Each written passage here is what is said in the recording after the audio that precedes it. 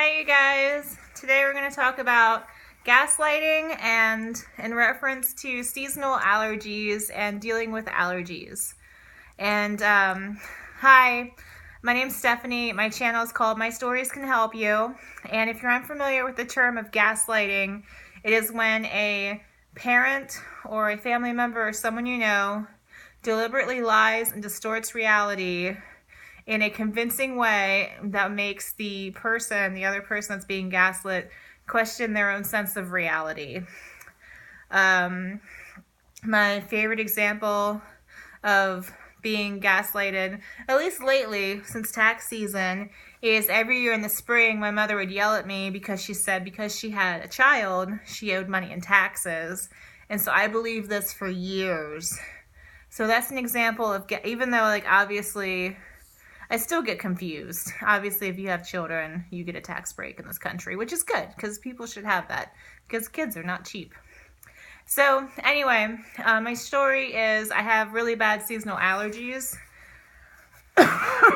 Excuse me. I'm actually off all my medications for them right now because I'm going to an allergist. I'm going to spend my meager, childless tax refund on a visit to the allergist because I think it's about time. And so because of that, I was inspired to share this story with you guys. I'm allergic to pretty much everything that blooms, but the allergist is going to tell me for sure. And not having any antihistamines in my system this week has caused me to have a really bad cough and sinus infection. And this is after cough medicine. I'm still coughing and I still feel really puffy up in here, and I've taken decongestants.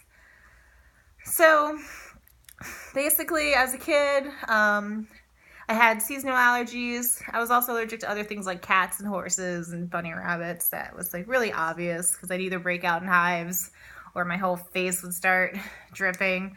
So every spring, pretty much, springs were awful. I would be so excited that the weather would change. And then the plants found out that the weather changed. And all of a sudden I was just snot everywhere and coughing because it was going down the back of my throat and I couldn't breathe out my nose. It was like having a bad cold. And I always got a sinus infection from it. And I never got to go to the doctor for the sinus infection. So I felt like I had a cold for about 8 months. And then it would be the middle of fall, and finally, as December rolled around, my allergies would let up, and then in February I wouldn't have any allergies because I lived further north then, and then March would come back, and all of a sudden, I was just miserable. Excuse me, I'm sorry, guys. So that was pretty much, there's definitely worse things out there. Don't get me wrong. I'm so fortunate and super grateful. I have all my limbs and a lot of other very important functions. I'm just super dupes allergic to trees and grass and stuff, and I'm finally going to get treatment for it. However, oh, excuse me. Oh, I'm so gross. I just, in school was so bad. My grades would always drop dramatically in the spring because I wouldn't get to sleep at night. Felt like I couldn't breathe all night long, and it was just very irritating. I couldn't focus in school. I would cough. All class I would cough. I needed water, but this was back in a rural state, and you weren't allowed to get water in class when you were that age. I don't know what they have now, but it was very strict where I went to school. No water. I needed water. I was coughing the whole time, blowing my nose. I went through a box of tissues in a day, or I usually didn't have tissues. I usually had paper towels. But they weren't the good paper towels from home. It would be paper towels from the bathroom at school, so the brown ones, and my nose would get all chapped. And actually my lips, I don't know if you can see that, permanently chapped and some spots. And that's not from anything except for having allergies, and everything got so dry they actually split every year off center, and it's really unattractive. So thank you, seasonal allergies and chronic sinus infections. So that's great. So that's the story about that. And basically, I did complain to my mother, because every little girl is going to complain to their mother about things. And she used 2 tactics to gaslight me out of receiving the proper treatment. Although she did take me to the doctor once or twice, but when those treatments weren't working, it was my fault. And I took them, so it wasn't my fault, but she made it into my fault.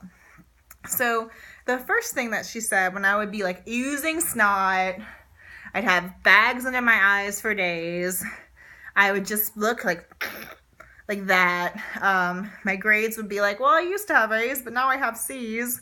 Awful. I'd be grumpy and coughing nonstop. But she'd just be stop that. Stop coughing. Okay, let me stop.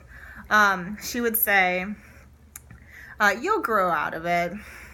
But it was pretty obvious that this is something not grow outable, just because my father had seasonal allergies and really prided himself in suffering through it. But he was miserable too. I think he must be the one I got it from, because he's allergic to all of the fall. But I'm allergic to all of the spring and the fall. So yeah, it was really annoying just to be you'll grow out of it. For 10 years of my life, ever since I was 7 and 8 on, and I don't think we could afford the doctor. I never really went after a big scare where I got hives and chickenpox and almost died. So she would just be you'll grow out of it. And I'm okay. So I never really did. And then secondly, after my parents were divorced, she started saying the weirdest thing, because I had been to an allergist before for another allergy, antibiotics. And she would look me dead in the eye and she would say, but you don't like the allergist, remember? Or she would say, but you hate the allergy doctor, so how can I take you? Which was really patronizing. She didn't really respect me enough to speak to me woman to woman about it.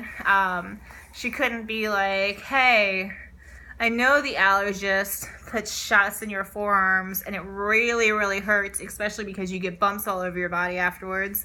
But this is what needs to be done, so we're doing it because it's good for you. You need to trust me. Let's go. That would have been cool. But no, instead it was just but you hate the allergist, remember?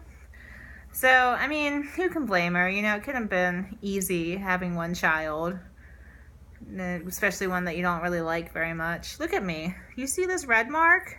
That's from my allergies. You see this? Broken blood vessels. Ugh. So, gaslighting is pretty much just her preferred method of parenting style. And it just has to do with all the lies that she told all the family members and stuff. And just told me lies to my face, and I believed them. And it was pretty hard to identify. I didn't really know the word for it until after I learned about it. So that's my story about gaslighting. Basically what I learned is that you have to take care of yourself. And I should have been doing this 10 years ago when I was an adult. I should have saved up and went to the allergist, but instead I suffered an extra 10 years because I was thinking in the back of my head, I'll grow out of it, or I hate the allergist because they put needles in your arms. Well, apparently I got over putting needles in my arms. And it's really great to finally take responsibility for myself, not only behavior-wise, but emotionally and health-wise too.